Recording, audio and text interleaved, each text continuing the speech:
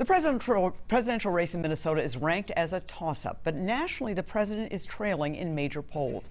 Right now the president is in all-out battle mode as he continues to vigorously deny that he ever called our fallen troops losers and suckers. Joining us to talk about the presidential race is the president's friend and also Minnesota campaign chair, Mike Lindell, who I'm sure many of you know as the CEO of MyPillow. Thank you so much for coming in. Thanks for having me on, Esme. Okay. All right, let me ask you about these allegations that the president is denying that he called our fallen troops losers and suckers. Do you think he said it?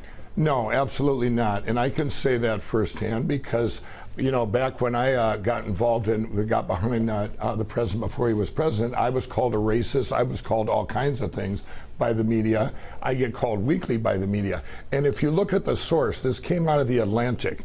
$500,000 was given by Steve Jobs' ex-wife to the Biden campaign. And then all of a sudden they come up with this made-up story. It happens all the time, and it happens firsthand to me.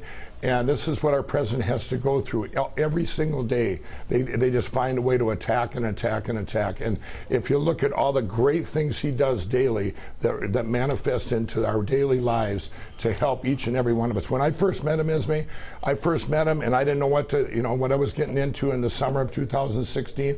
I walked out of there, and here's a man with a kind heart, no agenda other than to help us, help this country, and help people. All right, just quickly, one more question on this. One of the reasons that people appear to be likely to maybe believe this is what he called presidential candidate John McCain, Senator John McCain, that he referred to him as a loser because he got captured. Same kind of language. I mean, what would you say to people who are struggling with this? I would say that he's, like I said, I've met him. I'm his friend. I've been called the same things. I've been called all these things by, racists and everything else by getting behind him. His heart is to help people. He's genuine. He has no agenda other than to help people, and if you're in a room with him personally, he's so kind. He wants to hear from you. He takes people's their opinions in, and he values each and every person. Right. So I don't know what to tell the people other than he is a great president and a great person.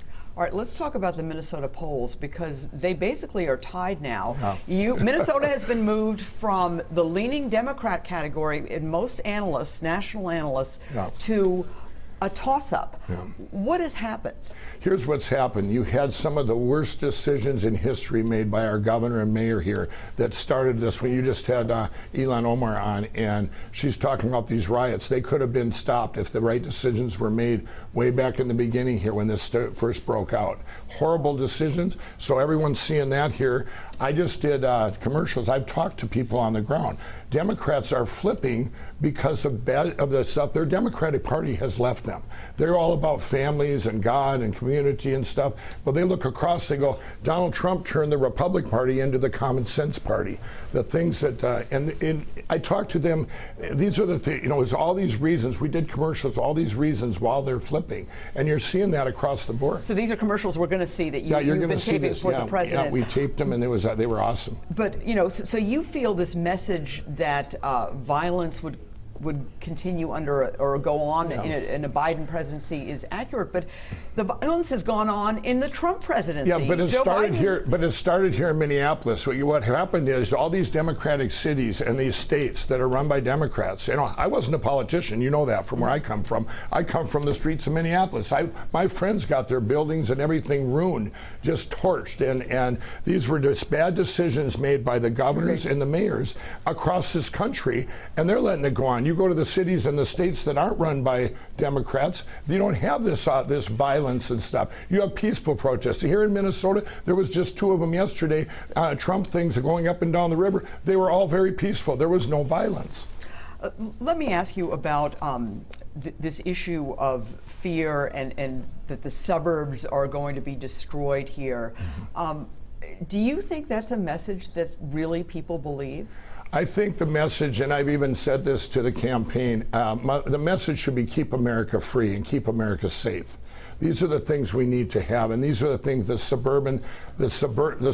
I live in a suburb, And out there, it's very scary. This is the first time I've been down here since all this has went on, you know. Oh, you mean this is the first time you've been in downtown Minneapolis? Downtown Minneapolis, Okay. where I used to run around these streets down here. I lived down here. And back when I was, you know, a drug addict. And I went by, I had a tear in my eye seeing all the stuff that's happened, and you see it still going on in Portland and places like that night after night. And we need to, you know, there's things that could be, you know, when you start getting in talking about police, you know, if I was a governor, I would make deals with the unions and stuff and take away the being immune to detainment for the police. And there's things you can do so that you absolutely need to keep America safe. Okay, Mike Lindell, the chair of the Trump Campaign Minnesota, thank you so much for coming in. Thanks for having me on.